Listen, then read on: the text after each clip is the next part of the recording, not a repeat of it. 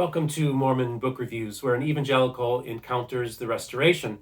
So my latest book is a really interesting book. It has to deal with a major historical 20th century figure, and that book is not this one. So I ordered this book thinking this was my latest book that I was going to review with the author, who I'm going to be interviewing next week. And he's like, well, actually, I want us to talk in the interview about my other book, my newer book, dealing with the same topic. This is Ezra Taft Benson, of course. So I'm like, well, I got to do this interview. And he's like, you know what? I'll send you a PDF copy. So this is the book that I'm reviewing. And it's called Watchman on the Tower, Ezra Taft Benson and the Making of the Mormon Right. So I got my interview scheduled, so I had to read and research it. And I thought, well, now that this book is fresh in my mind, I'll just review it now. The interview will probably air before the release of this book review. So this is really fascinating stuff because Ezra Taft Benson came of age during the Great Depression. Grew up, he was older than that, but became a man, if you will, during the Great Depression, and that really helped formulate the kind of person he would become. He was very concerned about the New Deal, and especially as it related to farming and welfare. He was very much opposed to the New Deal and their farming policy. So as a result, he got into basically the lobbying arm for some farmers. And was involved in that, and so he became an expert in agriculture. So as a result, he ends up becoming Dwight Eisenhower's Secretary of Agriculture, and he was the only person to serve in Eisenhower's cabinet that served the full 8 years. So basically, he had an issue with the New Deal, and he wanted to change it in the Eisenhower Administration. And so that's what really informed him greatly. Also, while he was with the Eisenhower administration, there was a lot of anti-communist red baiting going on. There was also Joe McCarthy. So all those things were formulating things as well as worldview. The most interesting part of the book is chapter 3, which is called Making a Conspiracy Culture. This has to do primarily with Ezra Taft Benson's involvement with the John Birch Society. Now, he was never allowed to join, but he was personal friends with Robert Welch, who was the founder. Now, the John Birch Society was a very controversial organization, and in the 60s was quite large and influential for its time.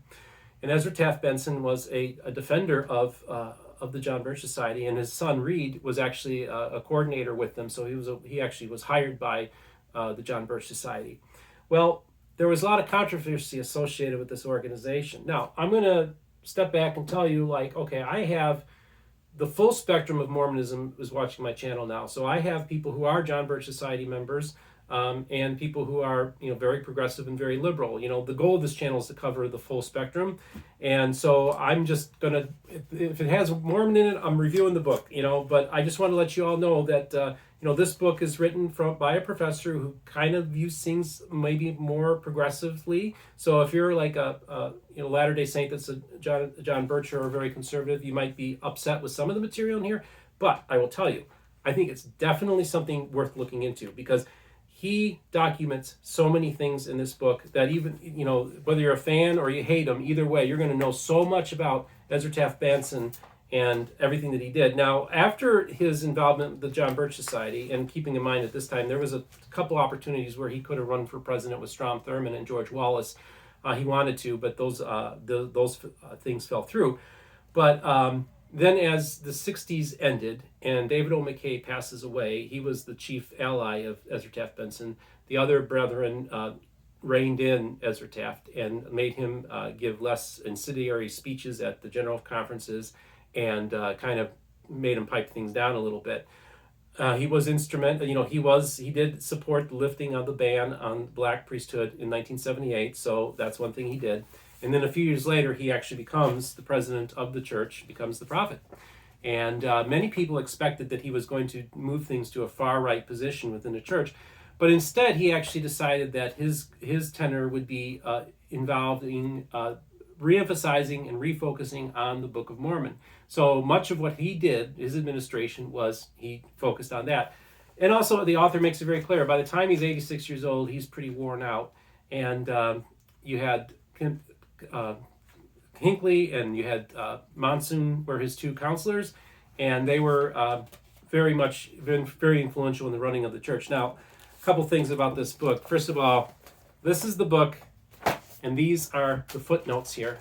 I accidentally printed them out, but I'm glad I did. But this gives you some context. This is some D. Michael Quinn sourcing here. Like, he has everything documented so well. So whether you're a friend or a foe, somebody who wants to know more about Ezra Taft Benson, this book is definitely a great resource, and there's so many good footnotes and resources that he makes available in the book that if you want to know who Ezra Taft Benson was, this is the book to get. So this is the official Mormon Book Reviews book review. Watchman on the Tower, Ezra Taft Benson and the Making of the Mormon Right. Ezra Taft Benson was a significant 20th century figure in both the secular and LDS worlds. Matthew Harris has given us an unflinching account of his political rise and his major contributions to what some call America's far right. While this is a critical history of the man, the author makes a point to show the human side to him as well. Probably the most interesting and controversial part of the book is Chapter 3, which details his involvement with the John Birch Society. Reading Chapter 1 helps inform his involvement with the organization because of what he saw in Europe after World War II. He blamed National Socialism and communism for the post-war hellscape. When Benson did finally become the prophet, he surprised many by not advocating a right-wing agenda from the pulpit. Instead, he made the Book of Mormon the centerpiece of his presidency. I highly recommend this important resource to all in the Church of Jesus Christ of Latter-day Saints, regardless of political persuasion. I give this book 5 out of 5 stars. So just a reminder, like, subscribe, have the notification bell rung so then there's new video, you can hop on and watch it. Feedback's been tremendous. I've been gaining subscribers every day. I'm really honored by the reception that I've received from members of the Restoration. So without further ado, you guys have yourself a great day.